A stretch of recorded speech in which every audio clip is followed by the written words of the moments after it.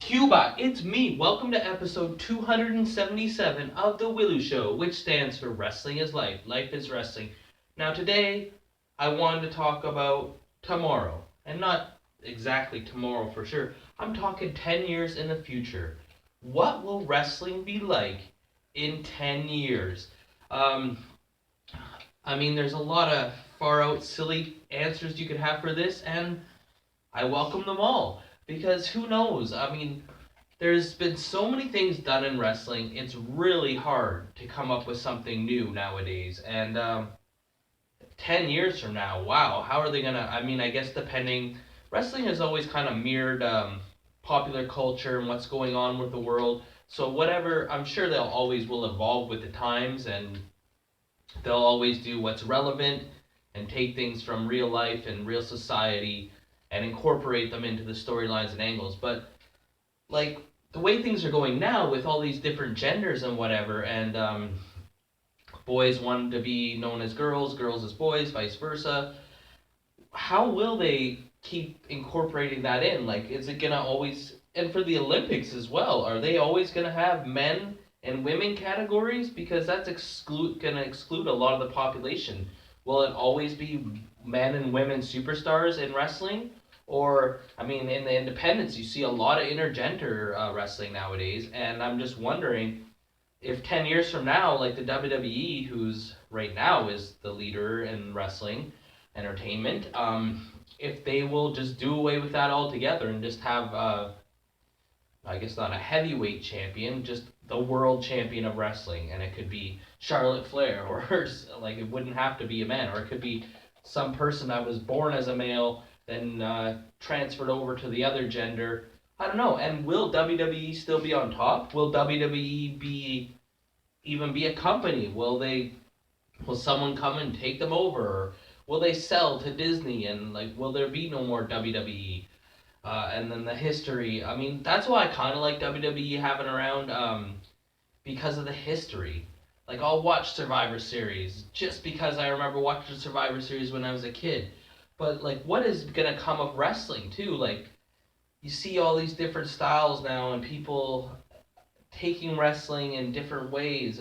I kind of think that it will come down, especially with the cryptocurrency coming, that there'll be wrestling, but there'll be like niche wrestling. Like you'll have strictly your hardcore wrestling, and then you'll strictly have your high flyer flippity floppity wrestling, and then you'll have your soul entertainment wrestling, and then you'll have your like strong style wrestling, and then whoever likes what can gravitate towards what they like. And that's kind of where I'm thinking it's going because people are getting so specific in what they like nowadays that they either want a little bit of everything or they just want that one thing to please them. And that's just like everything in life, not just in wrestling. Like when you like something, you like it a certain way.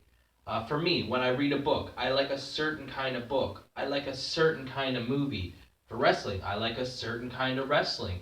And I have a feeling that it's just going to go to that point where it's like, if you're into this kind of wrestling, then you're going to watch this company. If you're in, like, I think that's the only real way for anybody to compete with WWE because WWE kind of has a little bit of everything, but all the best and all the most money. So I think people are going to have to just say, we're strictly this and put all their eggs into one basket and perhaps catch on and be like a new trend. And um, not just wrestling, but everything. Will wrestling be TV, or how will the internet work? Will there be even be TV then, or will everything be internet based and you just pay for what you watch, subscription basis? Kind of seems like it's going that way now. And there's some good about that because, with all the streaming, like I don't even have cable. I just watch whatever I can find on the internet. But if I only had to pay a certain amount for the things I did watch, and I'd be very selective of what I watch, would that be better because the money's strictly going into I'm not paying ABC and they have 100 shows on there and I only like one, but I'm paying for ABC. Instead, I'll just pay for that show. So if everyone's paying for that show, then that show will continue to produce more episodes and more seasons. I kind of see it like being like that. Um, Man, you just never know. 10 years from now could be wrestling could be a completely different ball game. Will they have a different kind of ring by then? Will they have will wrestling be the same? Will there be new rules? Maybe someone should do that. Everyone follows the same wrestling rules generally, except for specialty matches, or they have promotions like the ones that do the hardcore where there are no rules.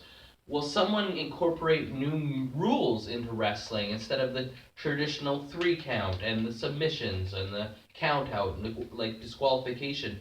I feel like those rules have been used for so long now that maybe they need to be evolved and updated, and maybe someone could put a spin on that and make it more believable or more enjoyable somehow. But I mean, I'm not here. I don't have a crystal ball, and I'm not here to predict what could happen. There's just so many ways it could go, and I really want to hear what you guys think. And I love the silly comments too, and I like the serious ones, looking at it from a bigger angle. Will society be so? Will there even be a world in 10 years? Let alone wrestling. Like who knows? Like maybe we'll all be living in slaved by the monkeys or something like that. We just don't know. But let's hear from you guys. As always, on the Willow Show, like or you get a leg drop, comment or you get a clothesline, subscribe or you get a suplex.